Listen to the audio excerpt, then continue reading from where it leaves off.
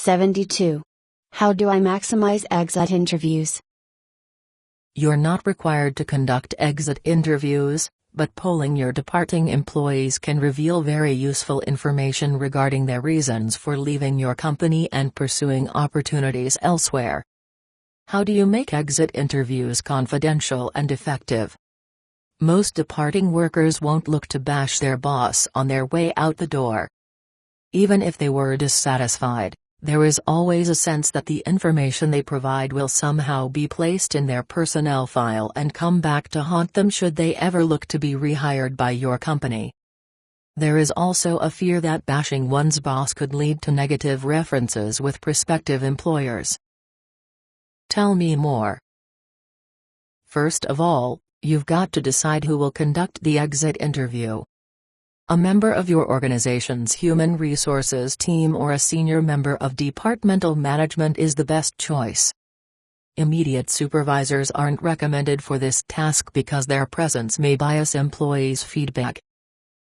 Second, you've got to determine whether your exit interviews will be done in writing or via a personal conversation. Ideally, you should do both. Exiting employees coming to drop off their company IDs and to pick up their final checks should be required to fill out an exit interview questionnaire first. Then they can verbally share their experiences with the company during the face-to-face meeting after the written questionnaire is completed. If you develop a written questionnaire, be sure to construct it so that the information can be fed into the computer and tracked for trends and patterns. Some of the questions you might include in the questionnaire fall under the following 5 categories, which can be mirrored for staff, as well as for management employees. 1. Nature of the work and job responsibilities. 2. Relationship with the supervisor. 3. Employee compensation and benefits. 4. Career progression opportunities. And 5. Reason for leaving.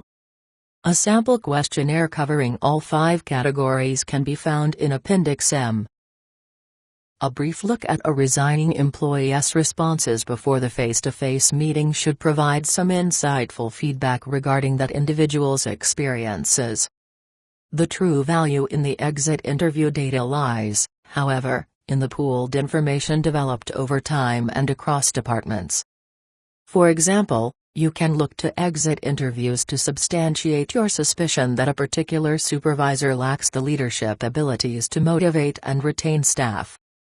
Such objective evidence may help you sell the benefits of management training to particular supervisors or even substantiate employee complaints against them in the form of progressive discipline.